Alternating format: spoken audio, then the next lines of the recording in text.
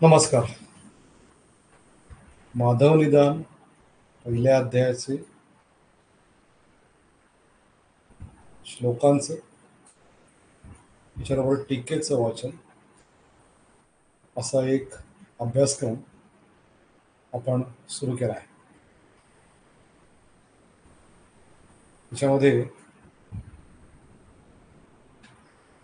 आपल्याला आपल्या डोळ्यासमोर तो श्लोक आणि टीकेतील त्या व्याख्यानाच्या पुरता भाग असा मजकूर असेल.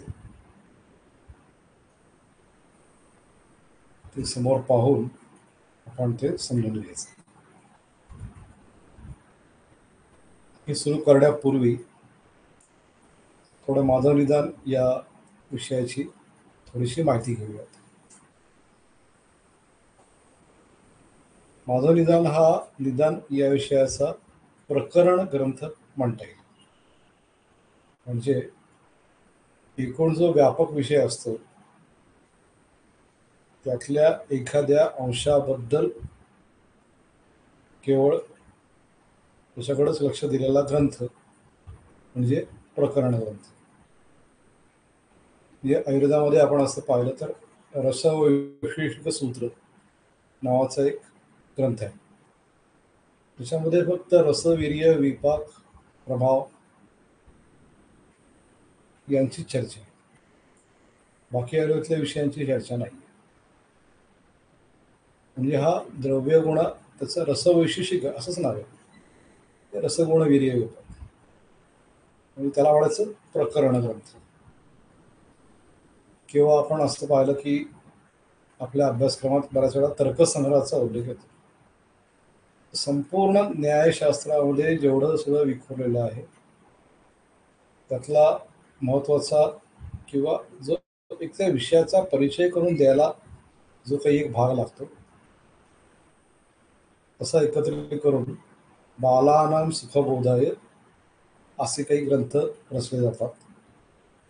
मग त्याच्यामध्ये न्यायशास्त्राचा आहे तर्कसंग्रह, मीमांसा शास्त्राचा जो आहे त्याचं नाव आहे अर्थसंग्रह.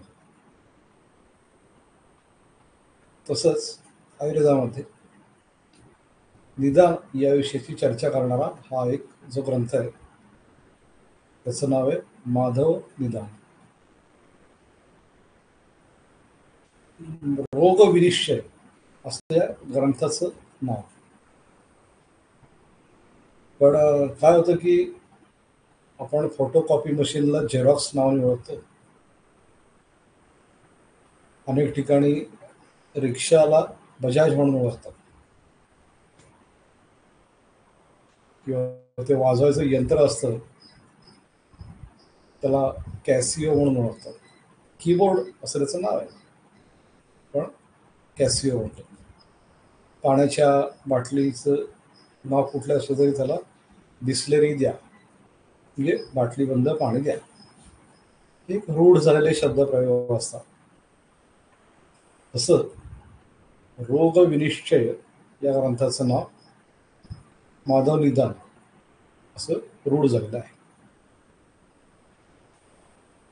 याची रचनेचं वैशिष्ट्य असं की संपूर्ण ग्रंथात 1500च्या आहेत.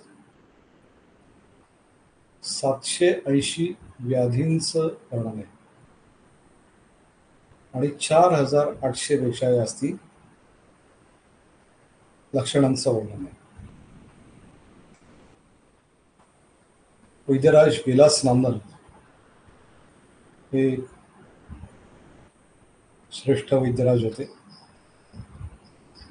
साधारणपणे 90च्या सुमाराला जेव्हा कॉम्प्युटरमध्ये अगदीच काहीतरी नवीन नवीन ऐकायला येत होतं त्यावेळेला सरांनी सिडॅक नावाची जी एक जागतिक संस्था आहे जागतिक पातळीवरची त्यांच्याबरोबर माधव नावाचा एक प्रकल्प केला होता. माझे मित्र वैद्य धनेश दडगे ते कैलासवासीत ते त्याच्यामध्ये महत्वाचा सहभाग त्यांचा होता आणि वैद्य विलास नांदल. आणखीन काही त्याच्यामध्ये सहभागी होते, पण मुख्य या दोघांचं सर्व होतं. ही त्याची तांत्रिक माहिती मला केलेलं आहे. पण कालांतराने काही बदल होत गेले, तसं पुढे मग टिळक विद्यापीठाचा एक निदान कोश तयार झाला.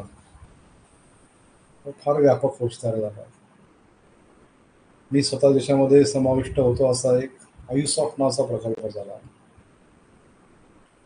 सिडॅक बरोबर आम्ही केला होता. ज्ञानप्रबोधिनी तर्फे मी पुणे विद्यापीठ, पुणे विद्यापीठाचा आयुर्वेद विभाग आणि हेल्थ सायन्सेस विभाग आणि सिडॅक असे तिघं किंवा चौघं आम्ही त्याच्यामध्ये पार्टनर्स होतो. त्यामुळे उपलब्धी वाढली, त्यातल्या माहितीची उपलब्धी वाढली. आता हाताशी तुमच्या पटकन चार गोष्टी मिळतात. कालांतराने आणखीनच त्याची लक्षणांच्या बद्दल विवरण करणारी माहिती वाढायला लागली. कालक्रमाने झालेला चांगला बदल येतो. परंतु प्रश्न असा येतो की व्यवहारात जायच्या अगोदर आपली तात्विक भूमिका घट्ट असायला लागते. म्हणजे तुम्ही मिलिटरीतल्या लोकांना कोणाशी बोललात तर त्यांचं एक सूत्र असतं, more you sweat in peace, less you bleed in war. तुम्ही शांततेच्या काळात जेवढा घाम गाळाला तेवढा तुमचा लढाईच्या मधलं रक्त कमी सांडतं. तर हे गमतीदार वाटणारं प्रकरण आहे. ते शांततेच्या काळात सुद्धा ते निवांत बसून नसतात. रोज त्यांचा इतका घाम गाळला जातो, 8-8 तास, 9-9 तास. म्हणजे सहज गंमत तुम्हाला सांगतो की एनडीएमध्ये, माझ्या जवळ आहे एनडीए, म्हणजे त्यांना काही कामं असतात त्या दिवसांना. त्या गटाला काही सायकलवरती पाठवलं जातं कधी कधी. तर त्यातल्या एखाद्याची सायकल पंक्चर झाली, हे झाली ते झाली, सायकल सोडून यायला त्याला परवानगी नसते. त्यांनी काय करायचं, सायकल गळ्यात घालायची आणि बाकीच्यांबरोबर पळत यायचं जे काय अंतर असेल ते. एकदाचा अनुभव असा आहे की एक स्पर्धा, कात्रज सिंहगड किंवा असं काहीतरी, त्याच्यामध्ये एनडीएचा गट दुसरा आला. 12-15 किलोमीटरची स्पर्धा होती, डोंगरातनं पळत जायची. तपशील मला नेमकं आठवत नाही आता, पण त्याच्यामध्ये एक माझा परिचित मित्र माझा सहभागी होता. ते गेले कौतुकाने, त्यांनी सांगितलं की आम्ही दुसरे आलो. त्यांचे जे अधिकारी होते ते म्हणले, दुसरे आहात का, जा परत, एवढंच अंतर सगळे पळून घ्या. एनडीएचा गट दुसरा येता कामा नये. तर ही एक दृढता असते. शांततेमध्ये त्यांना इतका रगडून जातो. किंबहुना मी असं अनेक वेळा सांगतो की आयुर्वेदाचा अभ्यास करण्यापूर्वी 36 चेंबर ऑफ शावलिन नावाचा चित्रपट विद्यार्थ्यांनी आवर्जून बघावा. एकदा, दोनदा, चारदा, 10दा, 20 वेळा. मी कदाचित 100च्या वेळा बघितला असेल, अजूनही बघतो.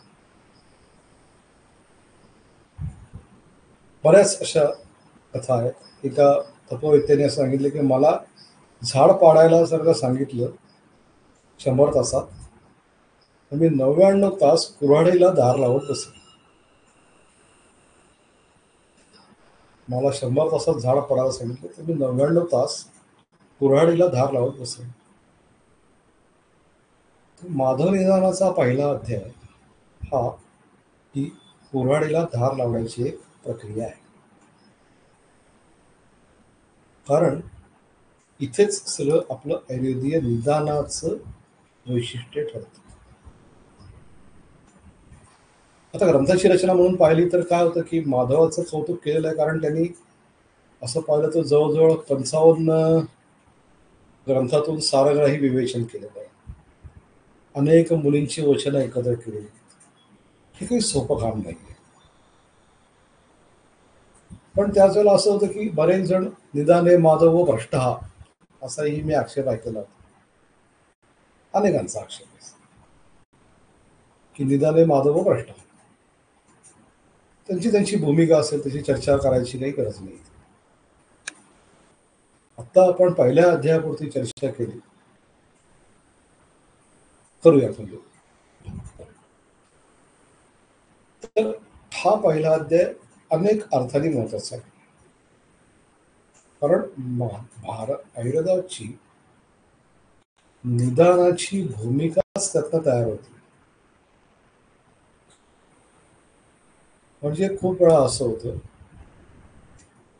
म्हणजे माझा स्वतःचा अनुभव सांग. एकीकडे जेव्हा आम्ही संजीवनमध्ये आयुर्वेद विभाग सुरू केला आग्राने, त्यावेळेला हे कशाला आले, यांना काय आहे, हे सायंटिफिकच नाही वगैरे चर्चा बदलत गेली थोडीशी. म्हणजे आता काय आलंय तर या पुढचा टप्पा एक आला टीकेचा, म्हणजे तुम्हाला आयुर्वेदिक औषध घ्यायचं का बरं व्हायचं, असा एक उपहास. त्याच्यातनं जे काय आम्ही तिथे दिसत होतो त्याच्यातनं बदल असं झालं की अरे या आजाराला काय रे तुमच्याकडे औषध आहेत, असा एक टप्पा आला. त्याच्यातनं आम्ही पुढे गेल्यानंतर मग आता जो टप्पा आलाय की तू या आजाराचं निदान तुम्ही काय करता, हे आम्ही ज्याला अमुक अमुक म्हणतो तर तुम्ही काय म्हणता. आणि ते आपण कधीच एक म्हणत नाही. म्हणजे अगदी गंमत सांगायची तर एकदा असं झालं होतं की तिथले काही कन्सल्टंट माझ्याकडे रुग्ण पाठवायचे. एकदा माझ्याकडे 8 सीए इसोफेगसचे रुग्ण आले. तर एकूण व्यवहारामध्ये आपण काय करतो की तुमच्याकडनं रुग्ण आला, धन्यवाद, आयुर्वेदाबद्दल जी काही आपण आस्था दाखवली त्याबद्दल आभारी.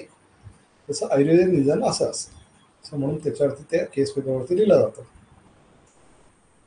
त्या कन्सल्टंटने मला विचारलं 8 पेशंटची 8 डायग्नोसिस कशी काय झाली. तर म्हणलं आता 9 होत नाहीत म्हणून 8 झाली त्याची डायग्नोसिस. गमतीचा भाग. तर माझं निदान सीएईचं वगैरे तुझं तिथं 8 वेगवेगळे डायग्नोसिस का झाले, असं एक. पण तथापि त्याचं एकूण निदान किंवा त्याची एकूण आयुष्याची अपेक्षा किंवा ते सगळं चालाय ते जुळत होतं आमचं. निदानामध्ये नावामध्ये फरक होता. आणि मग एकदा असं झालं की कालांतराने एका रुग्णाचं दोघांचं निदान एकच झालं. माझं वृद्धपथक आम्हाला आणि त्या कन्सल्टंटचं ऑब्स्ट्रक्टिव्ह जॉन्डिस. आम्ही त्या दिवशी कॉफी पिऊन हा समन्वय साजरा केला होता. त्यारे वा म्हणजे आम्ही नाही, आम्ही दोघांनी नाही, आमच्या बाकीच्या मित्रांनी, की चला आज या दोघांचं एकमत झालं, चला आज आज कॉफी प्यायलाच पाहिजे असं. हा व्यवहारातला भाग आहे. तरी पण माधव निदानाचं महत्व का हे जरा थोडं समजून घेऊ. तर माधवाचं महत्व सांगितलं आपण की 55 मुलींच्याकडनं संकलन करायचं, ते अत्यंत नेटकं आपल्याला सांगायचं, हे सोपं काम नाही. हे आपण अनेक वेळेला एक शर्टी आणायला गेली मुलं, पहिल्यांबद्दल मी बोलत नाही कारण तो वेगळा उपवासाचा विषय होऊ शकतो, विचारचा नाही. पण समजा मी किंवा आणखीन कोणी शर्ट आणायला गेले शर्ट, तरी इथे एवढं तरी दना 50 टाकले तर मग गडबड होती की काय करू. त्याच्यातनं आणून तरी नीट गोळा करायचं की पंचायत असते. अशाच वेळेला अनेक ग्रंथांमधनं एकत्र करायची ती सुसूत्र मांडणी करायची. ते अवघड काम माधवनिदानांनी करून दाखवलं. त्याच्यावरचे टीकाकार दोन, विजयरक्षितांनी त्यातला अश्मरीपर्यंतचा भाग लिहिला आणि त्यांचे शिष्य श्रीकंठ दत्त पुढचा भाग लिहिला. आपण जो पहिला अध्याय वाचणार आहोत तो विजयरक्षितांचा लेखन आहे. आता गंमत अशी की माधव निधनावरती टीका करतात अनेक जण, पण विजयरक्षिताचं कौतुक करतात. म्हणजे निदाने माधव भ्रष्टा म्हणणारे लोक सुद्धा विजयरक्षिताचं कौतुक करतात. का? जे रचना टीका जी लिहिलेली आहे ती अत्यंत बांधेसूद आहे.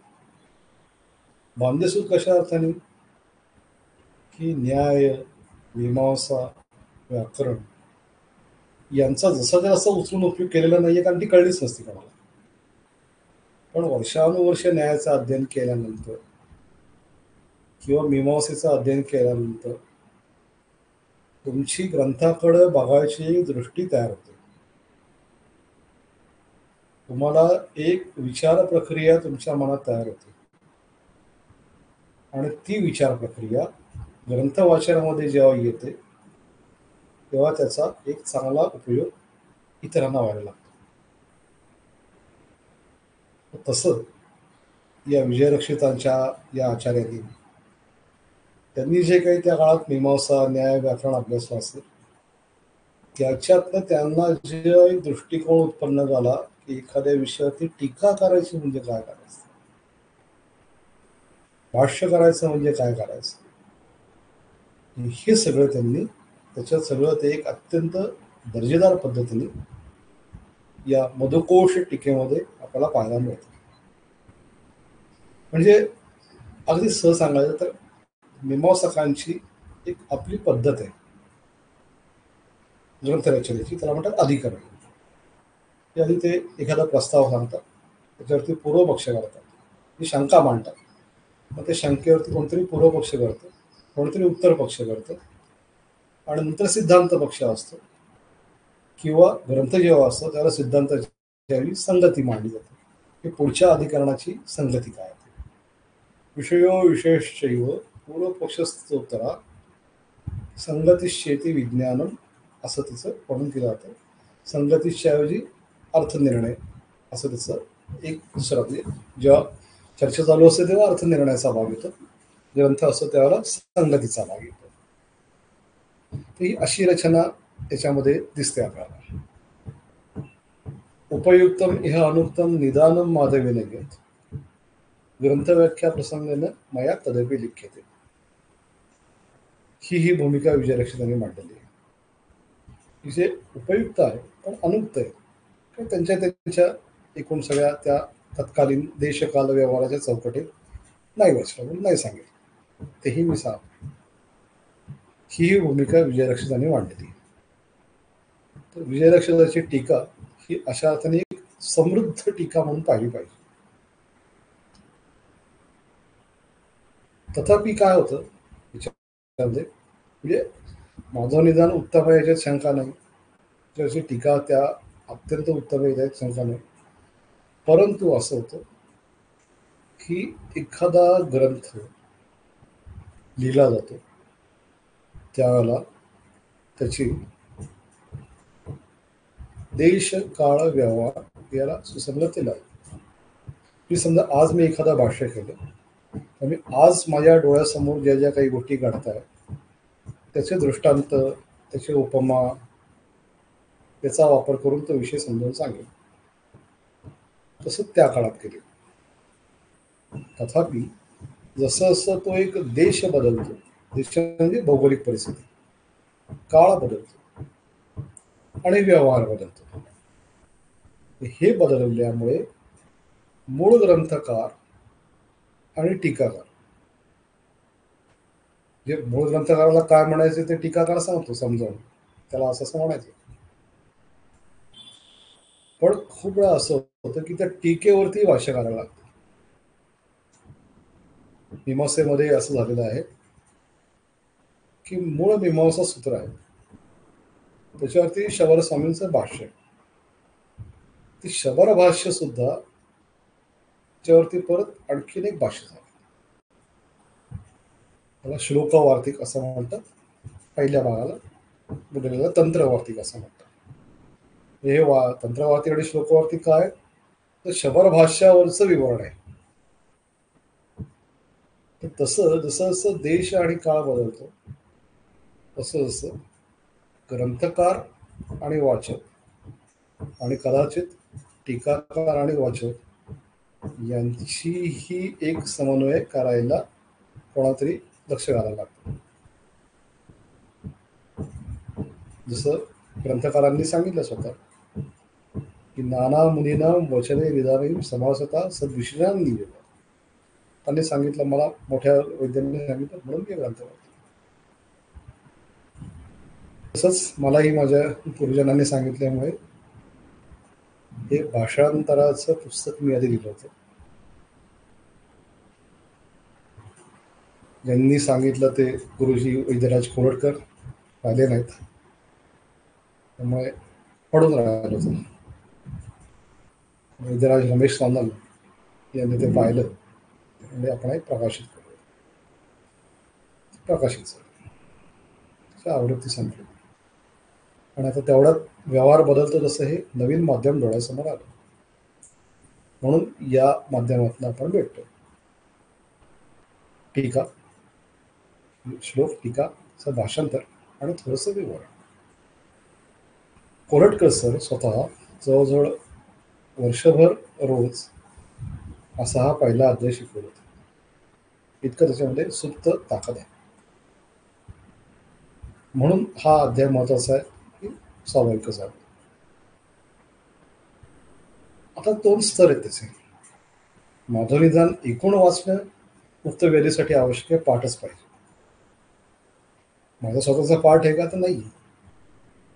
वाचन करत असतं, पाठ नाही.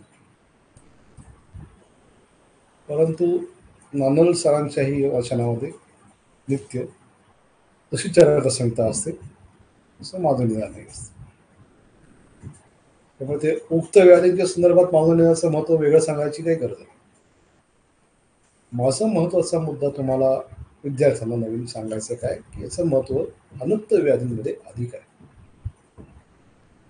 याचं कारण असं की आपल्याकडे जे रुग्ण येतात किंवा तुम्ही जेव्हा पुढे होऊन जाल, मोठे व्हाल, जेव्हा तुमच्याकडे रुग्ण येतील त्यावेळेला त्याचं ग्रंथातलं निदान होईल ही शक्यता फार तर 50%, फार तर 50%च्या पलीकडे नक्की. खूप वेळा असं होतं आयुर्वेदाकडे येताना लोक ते येतात, ते रिपोर्टचा गठ्ठच घेऊन येतात किंवा त्यांचं रेडीमेड डायग्नोसिस घेऊन येतात की मला IBS आहे, ट्रीटमेंट तुम्ही द्या, किंवा मला कॅन्सर आहे किंवा मला रिनल फेल्युअर आहे, ट्रीटमेंट तुम्ही द्या. आता याच्यावरती काही सोपा मार्ग लोकांनी काढलाय. कॅन्सरचं भाषांतर अर्बुद करायचं आणि मग ग्रंथातली काय औषध असेल देऊन टाकायची, किंवा तसं आपल्याला पाहिजे भाषांतर करायचं आणि त्याला पाहिजे ते औषध देऊन टाकायची. व्यवहार चालतो, आपण कोणाला अडवू शकत नाही, अडवू नये. शास्त्रीय मार्ग काय, तर जो रुग्ण आपल्याकडे आलेला आहे त्या रुग्णाची परीक्षा करावी, त्या रोगाची परीक्षा करावी, आपलं निदान करावं आयुर्वेदाचं, आणि आयुर्वेदाच्या निदानानुसार तुमची जी काही औषध होती ती द्यावी.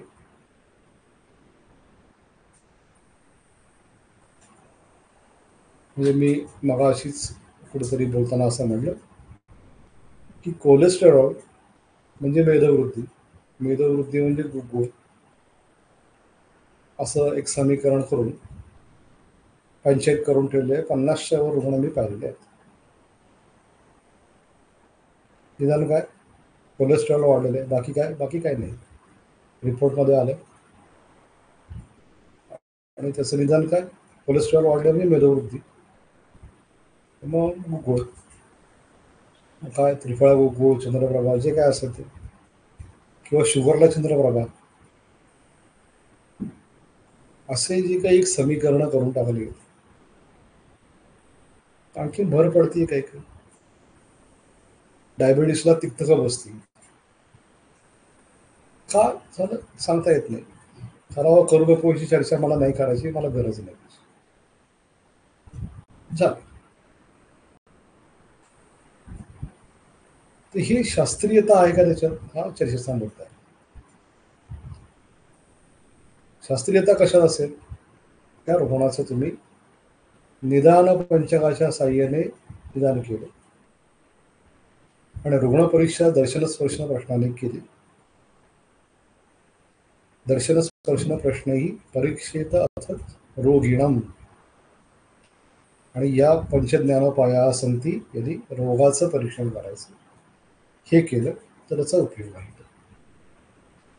त्यामुळे अनुक्तेच्या बाबतीत जे आपल्याकडे येतात की काही लक्षण समुच्चयच घेऊन येतात की मला हे एवढं होतंय, आणि ते इतकं विचित्र असं की त्याचं आयुर्वेदीय निदान ग्रंथातल्या एखाद्याच्यात बसवणं ते अवघडून बसतं. अशा वेळेला आपली निदान पंचकाची बाजू घट्ट असेल तर आपल्याला लक्षात येतं की तर दरवेळेला लक्षणांची उपस्थिती पाहिजेच असं काही बंधन नाही आहे. इथे त्याचे हेतू हा सुद्धा निदानाचा भाग असू शकतो. त्याची पूर्वरूप किंवा त्याचा उदरक किंबहुना उपशय अनुपशय हा सुद्धा निदानाचा एक बळकट मार्ग असू शकतो. अगदी छोटंसं मुखपाकाचं उदाहरण मी देतो. तोंड आलंय, तर तोंड आलंय म्हणजे पित्त, पित्त म्हणजे कामधुदा, असं समीकरण घेऊन दुसऱ्या दिवशी पेशंट नाही हो वाढलंच आहे असं घेऊन येतो. मग औषधाच्या प्रोडक्शनवरती चर्चा सुरू होती. मग त्यांनी प्रवाळ पंचामृताला भावनाच दिली नसेल, हेच केलं नसेल. तर मुख्यतः निदानाच्या बाबतीत असं आहे, इथे आपण त्याला प्रश्न विचारला की तुला गार पाण्याने बरं वाटते तर गार पाण्याने वाढते, हा एक जरी प्रश्न आपण विचारला तरी उपशयाच्या बाजूने आपली त्याची पित्तप्राधान्यता आहे का नाही हे स्पष्ट होऊ शकतं. आपली औषधं बदलू शकतो. म्हणजे इथे जे आपण निदान पंचक शिकणार आहोत त्या निदान पंचकामध्ये वर्णन असं केलंय की येथे व्यस्ता समस्ताश्च व्याधी बोधका, हे एक एकटे किंवा सगळेजण मिळून व्याधीचा बोध करून देतात. ही भूमिका आपल्याला समजून घ्यायची वाचन करत असते. म्हणजे जे अनुक्त प्रकार येतात की रिपोर्ट्स आले, रिपोर्ट्समध्ये दिसते की ब्लड प्रेशर वाढले, काय होते काय नाही होते, हे लीन दोष आहेत किंवा आणखीन काय आहे, याचं निदान आपल्याला कसं केलं पाहिजे, हे असंच केलं पाहिजे. शुगर वाढली, बाकी काय नाही, शुगर वाढली,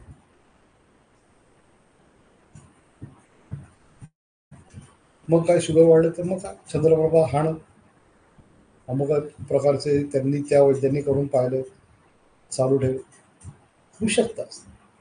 शास्त्रीयता कमी त्याच्यामध्ये.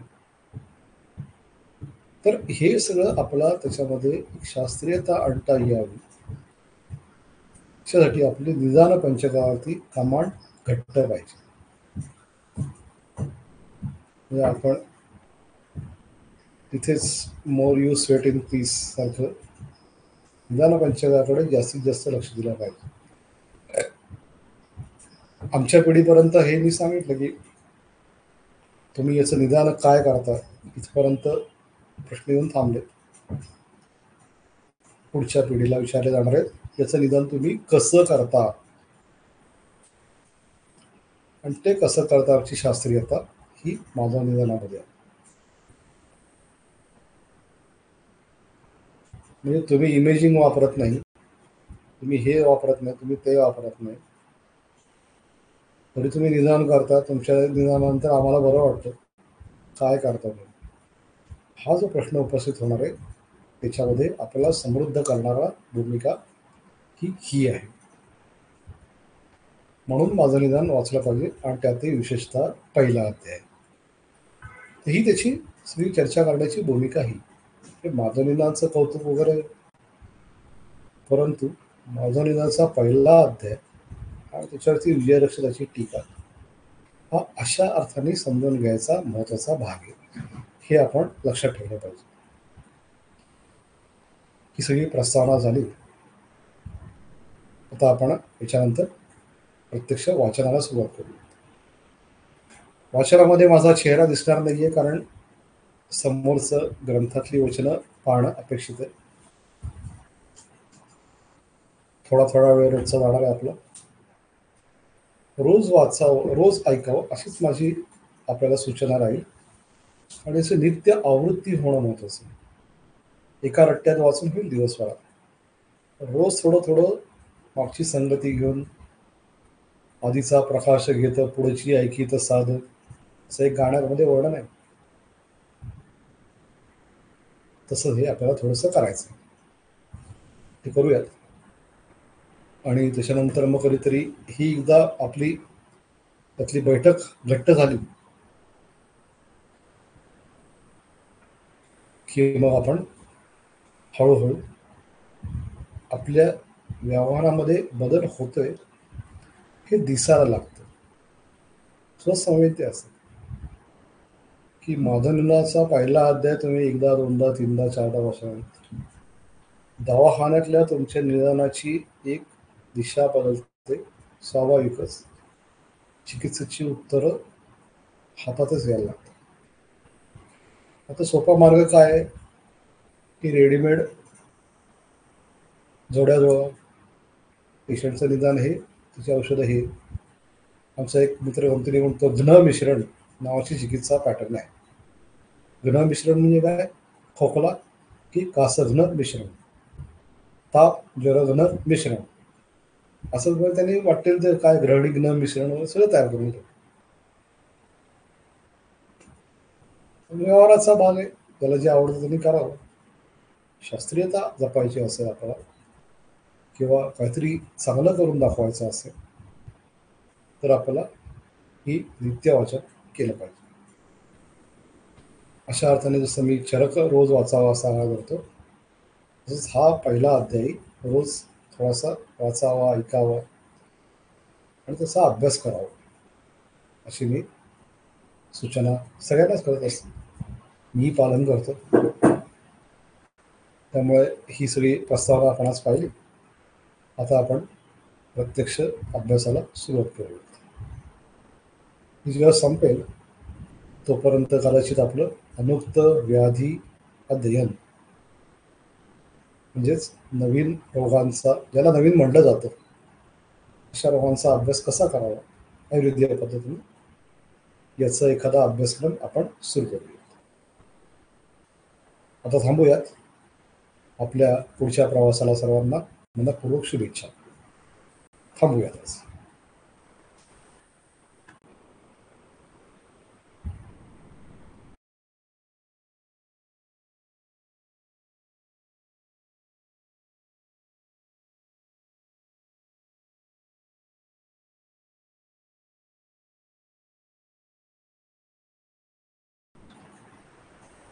एक भाग सांगायचा राहिला होता की हा जो व्हिडिओ आहे हा माझा यूट्यूब चॅनल जे आहे श्री बावडेकर त्याच्यावरती पण असणार आहे.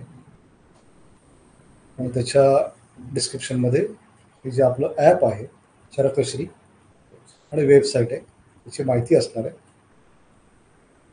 म्हणजे यूट्यूबवर ज्यांनी हे पाहतायत किंवा पाहिलं आहे त्यांनी ते ॲप डाउनलोड करावं आणि तिथनं तो कोर्स आपल्यासाठी उपलब्ध करून घ्यावा अशी एक त्यातली सूचना आहे. ती ॲप, तो कोर्स, त्याच्या फीज वगैरे या सगळ्याचं वर्णन यूट्यूबवरच्या डिस्क्रिप्शनमध्ये आपल्याला उपलब्ध होऊ शकेल. धन्यवाद.